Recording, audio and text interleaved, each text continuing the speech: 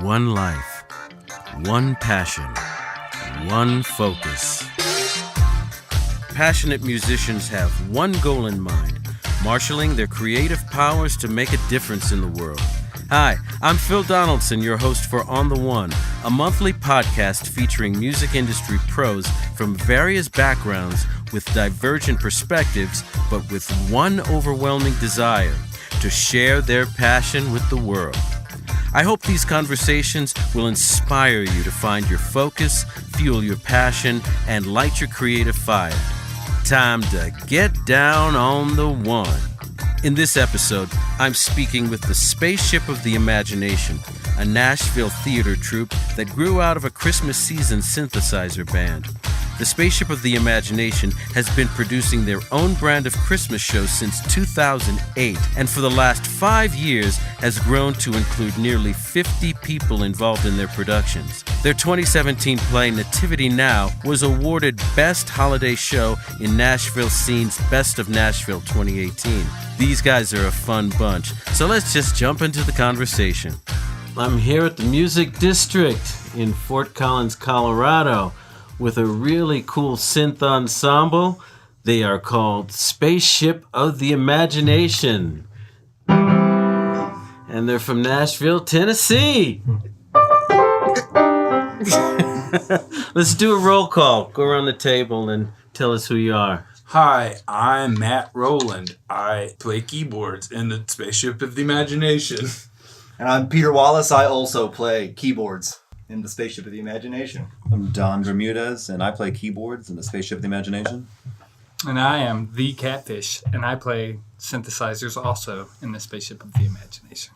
So, Spaceship of the Imagination is here in Fort Collins doing a residency at the Music District, and I saw them last week. It was really cool to see a synth band in Fort Collins and seeing people using some really cool cutting-edge stuff. It's actually a combination of vintage and cutting-edge, right? Yeah. Mm-hmm. Yeah. The dreams of yesterday and today, morphing into the realities of tomorrow, You're here doing the residency for what purpose?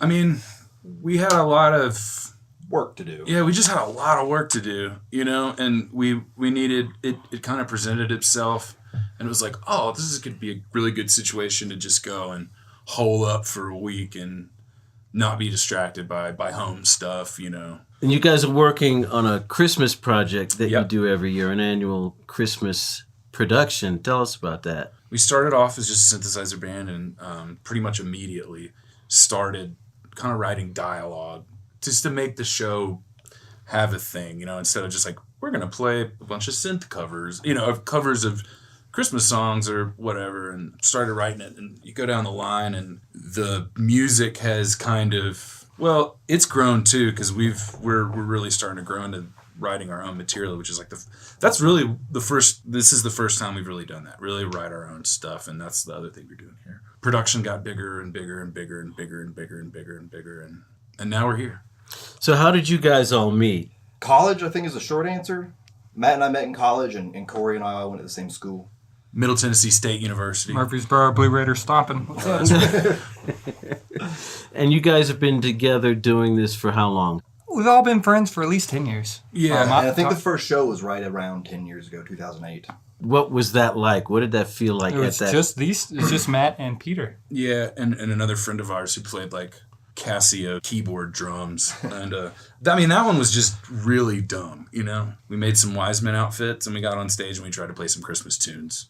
But I think that's kind of an indicator. On our very first show, we didn't just go up there and play songs. We made our own costumes. Yeah, we definitely did. So I think that we kind of had the theater bug bite pretty early on. And Yeah. we didn't know it was going to get to this point then. But Well, and even like we kind of started there and it wasn't very theatrical, and then kind of wrote 2 semi-theatrical shows, and then kind of went away from it for a while. And it wasn't until like really Donnie and Catfish really joined us, which was right about 5 years ago, that it started getting ridiculous. And just in the last 2, it's gotten extra stupid. Now, each of you guys has a specialty. Like I know Donnie is the Foley guy, the drumming guy, right? You're the percussion, and then Catfish, you're... I got the future sounds, and I really try to just make things you couldn't make on analog synthesis. Because other than that, these guys have it completely covered. Okay. So, Donnie, explain a little what you do. I'm not a very good keyboard player, which is how I've niched my way into that kind of role. You know what I mean? So Foley, that's just like I've been sampling since I was a kid, and I still love that stuff. I love diving through YouTube for any sound I might need and then just resampling it back into my machina. So that makes sense. And then also just making sounds that are synthy but not related to a timbre or a note or a melody. But could provide an emotional impact. Some atmosphere. Yeah, but not just pure wash, you know what I mean? That could Yeah.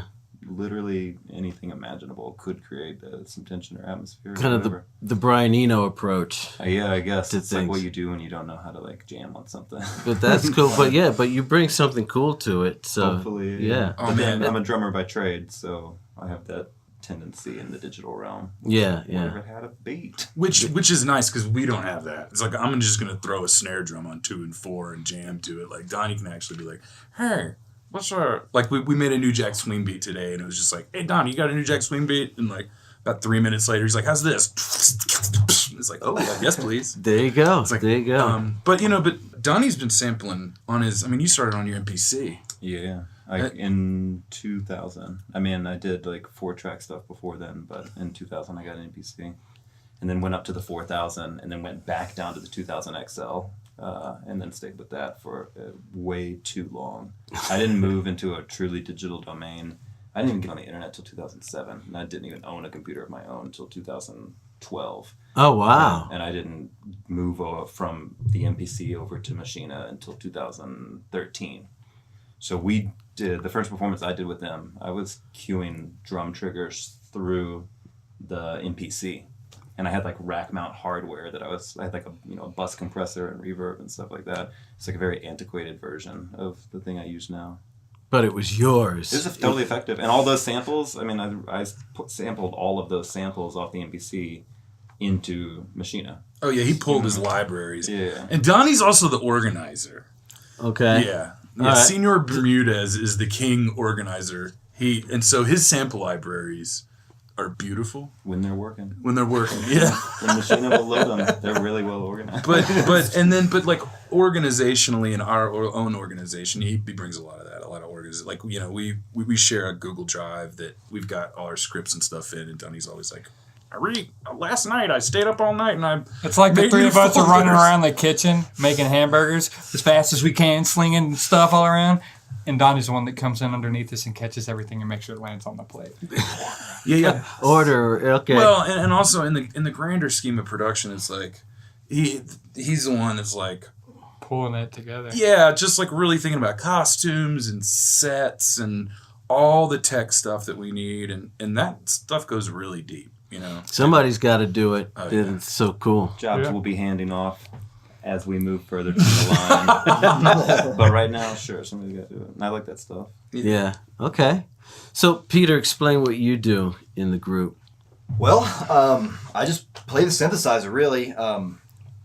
My musical background is kind of somewhere in between the rest of these guys. Matt and I went to music school together, so we kind of have a similar passion for harmony and melody and vintage synthesizer sounds. Matt and I work together pretty well because, you know, if he's covering like the bass and the chords, then I can get like the synth melodies and the sparkles. And that's kind of always been my role, is like melodies and kind of like standout riffs and synth effects. I use a lot of old gear, so it's really easy to get kind of a... He's kind of got the most. Vibe. He's got the poly synths too. Yeah. You know what I mean. So it's like he's got his JX and his DX and that poly and the Chord Poly 6 and the PSR 6 that like I've kind of got mono synths in general because I've always had Moogs. So that was kind of originally like I was always the bass player. You know, like Okay. when kind of we came together first, I was like I was kind of the bass player, would kind of play the melody, and then Peter would kind of be playing poly stuff, and then there'd be a drummer. You know. Yeah. Yeah. And it's kind of more from that because, like,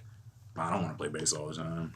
Nobody does. And the cool thing about a synthesizer band is like a source can come from anywhere. Yeah. And we like anybody can play bass, anybody can play drums, anybody can play lead. And that's kind of the fun thing about this band is we're just like listening and finding the place where you fit in. Yeah. Yeah, you guys seem pretty democratic. You know, Has to be. I mean, there's just no other way.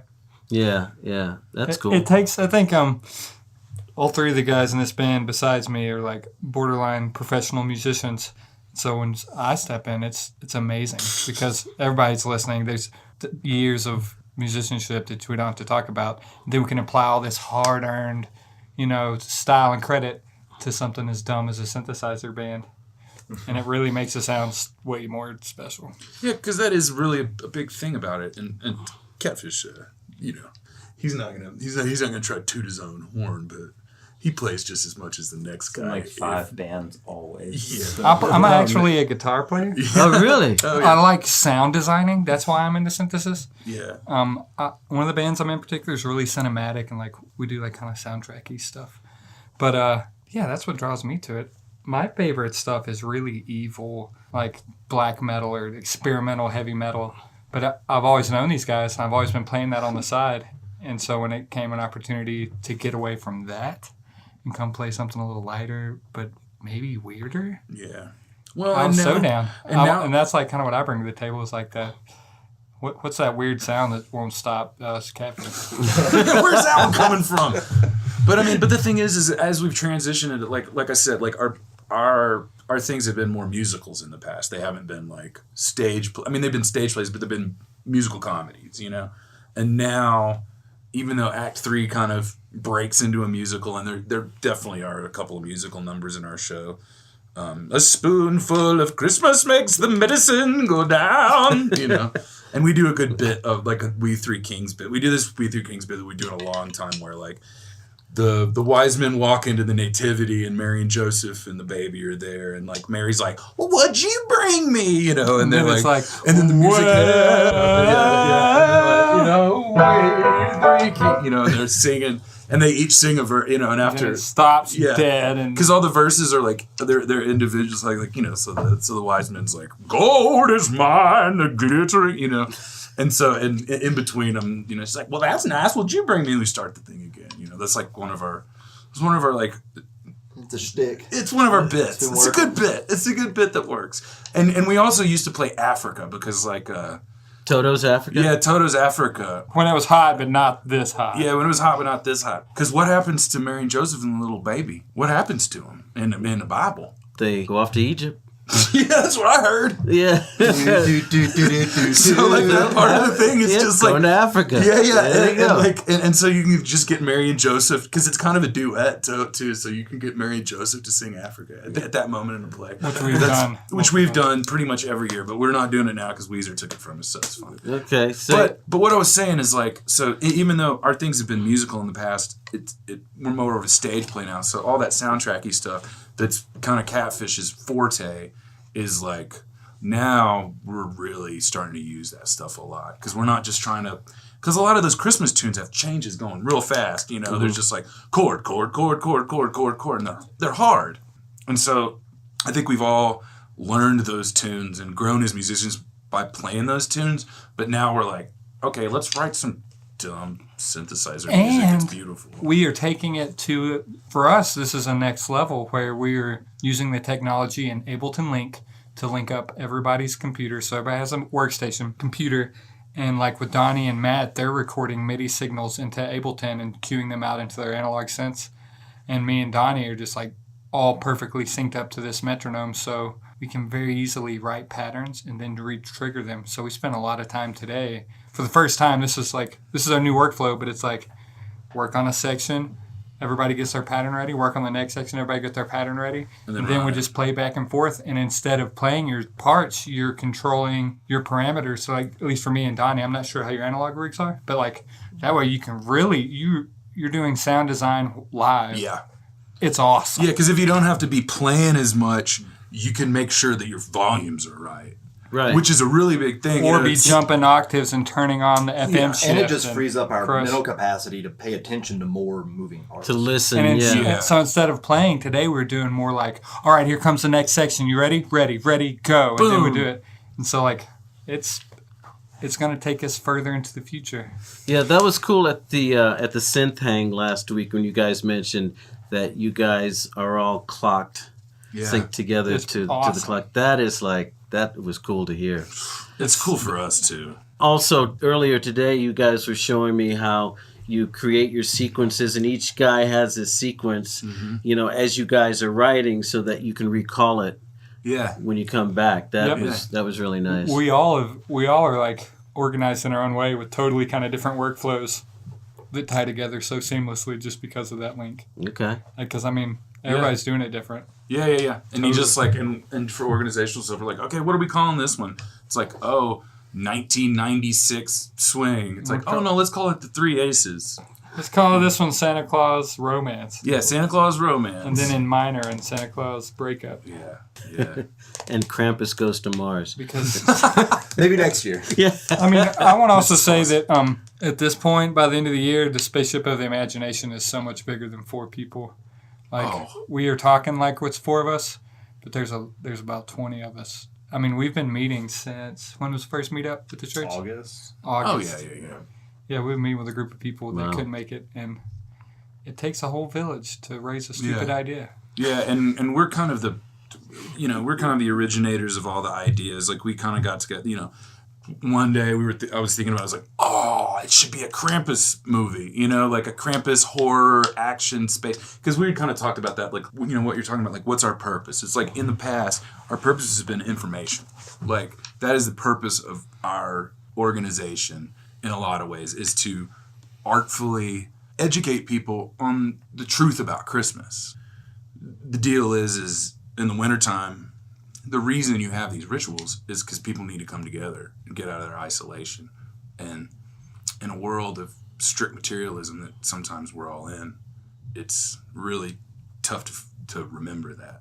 I think kind of originally, once we started really writing Christmas plays, at first they were really dirty. It was like, okay, it's like, because like, what's the first... If you go think about the Christmas story, it's like, what's the first scene in the Christmas story in the Bible? It's like, a virgin gets pregnant. Yeah. So, like, angel comes into Mary, and he's like, you're going to have a baby. She's like, but I hadn't had sex yet. Like, that's hilarious. That's a skit. You can see how that could go, like, well, we haven't blah, blah, blah, blah, blah, blah, blah. That's not sex. It's like, we've done blah, blah, blah, blah. Oh, that's not sex, And you can get real dirty with it, We've kind of peeled it back a little bit. Toned it down a bit. Yeah. But, we've also gone where we went for cheap thrills with dirty jokes. We're going for real thrills with kind of deep jokes. Like 96 Braves. Yeah. Stuff like that. Yeah, just a lot of free association and stuff. But, they have been really educational in the past about that kind of stuff. And now definitely we're keeping those subtle themes in there. That's like, I think that's one of my main jobs, is to make sure that like our kind of grander message still comes through, But I guess we were talking about how we kind of wrote. It's like, kind of came up with this idea. Then kind of the 4 or 5 of us got together in a pool, because that's what you do. Last year, me and Donnie were in a hot tub when we wrote it. But next year we'll be in the ocean. Next year we'll be in the ocean, and it'll be like May. So we had a couple of pool parties, and just kind of threw around ideas to get a broad outline of, this 3-act play. Like, okay, it's Krampus in space. It's like, well, what is that? All right, it's like, what did he do? He went back and tried to mess things up. Oh, why did he do that? After a little bit of that, we finally had like an outline, and then we started bringing it to people. And that's when we immediately brought in more folks for their ideas. And at this point, what's incredible is we'll start off with ideas, and we'll be so gung-ho about them, but by the time it gets to the end of the process, it's somebody else's way better idea. Yeah, because you got more brains working Absolutely. on it. You get other perspectives, that kind of thing. Mm-hmm.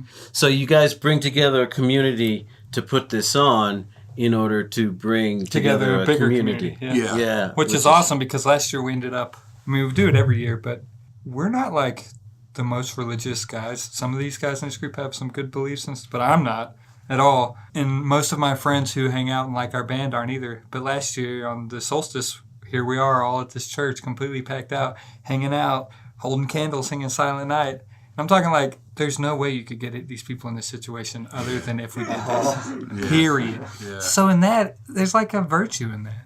So yeah, you guys are bringing something unique that a specific group of people Yeah. you know, can enjoy. A big group. Well, and really, it global. I mean, you know, like in theory, that sphere should get bigger and bigger. This is not just entertainment for our friends. Right. And I think that as we keep going down, it's less like dumb inside jokes, and we're trying to, you know, do some stuff. But what I was gonna say is like kind of what Catfish is saying. It's like when I kind of imagine it, we're in the middle. You got Christians over here on the right, and they have an idea about what Christmas is, and that's fine. It's great. They got a great idea. And then you got over here on the left, you got atheists, you know, and he has an idea about what Christmas is. We're in the center, and we kind of want to piss both people off. And get them to come And get them to come in the middle. We want the atheists to not be dicks and be like, oh yeah, Christmas is kind of tight, and it doesn't have to be all about Jesus. It's like a bigger thing, and hey, it's a universe. It's cool. And the history of it. Yeah. It's like, oh, it's a solstice. Oh, this is the day of the days get longer. I can get with that. It's like, who's not going to get with like, oh, we celebrate today because it's the day that, oh, well, that makes a lot of sense, you know? And then the Christian is like, he might not like that we're telling him that the thing that he celebrates is really an astrological holiday, you know, and that the story of Christ has been put upon that. You know what I mean? And really, like, astrological situation is more like Easter and Christmas anyway, if you get into it, you know?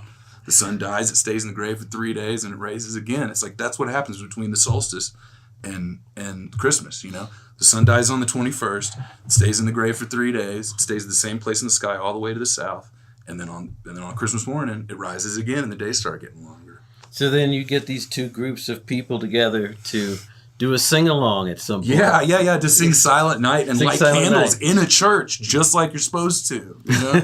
It's like, at the end of it, all the synthesizers turn out and everybody's just singing Silent Night. So where and when do you guys put this on? Nashville, Tennessee. That's where we've been for the last 10 years. We always aim to do it on the winter solstice, usually December 21st, because that's the darkest day of the year, and that's when people need to come together the most. But now that we've got legs here in Fort Collins, and we're starting to get some, our community's expanding, right? Yeah. Hopefully this will give us an opportunity to reach more people. Yeah.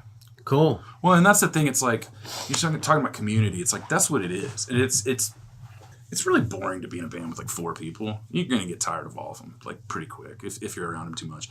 If there's 50 people, you can go talk to JJ instead. You know what I mean? Here, there's like 6 of us. Yeah, 7. 7 of us. We've been like divided the whole time. It's been awesome. We're all catching up. The key is just the key for this and anything in life to be successful is communication. Oh, check 1 2. You know. But I mean, and that's the idea. It's like, in a lot of ways, instead of functioning as like a band or a corporation in the past, we've been more like a club or a church. I mean, it's like some sort of cult community organization like that, weird, you know. And there's certain elements of that are really beautiful. Everybody's just given time and everything they got, and there's, you know, nobody's getting paid. My favorite moment is the rehearsals getting really close, because then you just see how crazy it is. All the last minute. Like the saddest part. The saddest part is when it's actually happening. Honestly, for me, because that's it. We're done. It's like just dying as we play it. I love those rehearsals. Getting up to it. The closer we get, the more everybody has their costumes dialed in. It gets. Well, that's why we're looking to add a second show this year on the 20th. So we'll see how those pre-sales go for the 21st. But though it's weird to do a show not on the solstice, we will embrace it to spread the message further. Because ultimately, we'd like to run for 2 weeks. Yep. I mean, we'd like to run for a month. I mean, like, that's what you do with Broadway. I mean, it's funny. It's like you write this really ridiculous thing with 50 people, and then you put it on one time, and then that's it, and then it's done. You know, so you know, ultimately, and granted, we're writing. We have that stuff. We could put any of those plays on again. But yeah, you guys put so much time into it that, I mean, just even today, you guys were at it for what, 5-6 hours? Yeah. It was a slow day. Composing. That's just music too. You know what I mean? There's video. Yeah, Donnie was up with the green screen till what time last night? Maybe 4. Yeah. Yeah, I can't wait to see that stuff. I show you some stuff, but yeah. Yeah, you guys gonna post that on Facebook or something? Yeah. As we leave here and get back home in the next week, we will begin launching and managing an intense Instagram, Twitter campaign. Sweet. With a lot of footage we made on a green screen on the premises here. Thank you, Music District. Thank you, Murfreesboro of Colorado. Yeah. It's not just music, it's multimedia. It's a lot of different. It's an event. It's an experience. We got our own brand of fog juice. We're the Nashville DreamWorks. Yeah, we're thinking about getting into the gravel business too. You know. All right, so we're kind of coming to the end of this episode. I just want to find out, either individually or collectively, I want to get your why. Why did you get into music? I'm going to let Catfish start that one. Well, why not? Everything else was boring. I like playing outside and doing all that stuff, but when I started partying in my teenage years, that wasn't fun anymore. And I didn't do it for chicks or anything. I just wanted to make weird noises. And so I started playing guitars, and, you know, I was recording on karaoke machines, and then I ended up in college in a recording industry program, and then I ended up meeting these guys. And yeah, because the place that we came from in Murfreesboro is like, it was serious. It was serious. It was a real thing. It brings a lot of musicians, because it's at MTSU, where me and Peter and Catfish went. There's a big recording industry program, to where you can major in engineering or production or business or stuff. So, but why? I mean, it's so long now. I couldn't imagine I would lose my mind. You know, it's like one of my few interests. Donnie? I had a little California raisin drummer, and I was enamored by his drum kit. So I don't think that I innately had rhythm in my soul. I think I just trapped it at some point, found it and trapped Sampled it. it. Yep. So yeah, now I think I still play music, aside from for financial reasons. I think that I play music because I hang out with people when we're working on something, and if I'm not working on something with somebody, I don't hang out with anybody. So it provides a reason for me to hang out. It's your social time. Yeah. I won't allot myself to go just casually hang out. There's got to be a reason for the season. You know what I mean? All right. Sometimes, most of the time, music is that pathway. Peter? I think kind of like Corey said, when you're a kid, at some point there's this switch that flips, and you, I don't know, it was like all of a sudden one day, if I didn't play music, then I was missing out. You know, it was like at some point, I don't know if it was when I saw Kurt Cobain play the guitar or whatever, but like you just see yourself up there playing the guitar, and it's like all of a sudden that's how you define yourself. And I think that's a pretty common thing for young people, is as you're kind of growing up and you don't know who you are, what you're supposed to do, you kind of use music or other media sources to define yourself. You know what I mean? It's like, oh, who am I? I'm the kind of person who listens to this kind of music. And that kind of steers you through the incredibly difficult adolescent years. And then kind of when I emerged from that, it was like, oh, well, this has served me well, right? You know, and then when you kind of have a little bit of agency with yourself, it's an easy decision to make. Like, I'm going to see how far this will go. And the other great thing about music is, I mean, music is not a roller coaster. Music is an amusement park full of roller coasters, right? So, like, there's a million ways to enjoy it. If you get burnt out on one thing, go do something else. I mean, my background is in classical music and strings and woodwinds and... Yeah, Peter has a degree in bass performance degree. Right, and so, like, that was a big thing. But now this synthesizer music, like, hey, way into it. It's a totally different game, but it's just as fun, you know, in a million ways. So. And Matt? I kind of believe that my soul has been playing music from way before I was born, you know, personally. I just took to it like a duck to water. You know, it's like my grandmother had a piano and all us cousins were trying to learn chopsticks. I was like, I can learn chopsticks, you know, and it was just easy. I did it because I liked it, because I loved it. It was part of me. It's like what Peter was kind of saying. He saw Kurt Cobain up there, whoever it was, John Lennon. And it's like, oh, yeah, that's me, you know?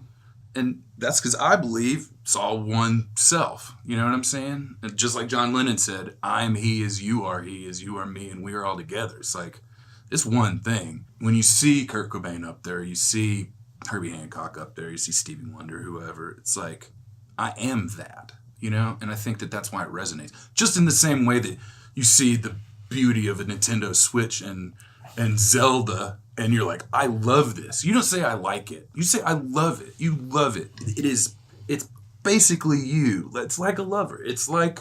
I got it defines you.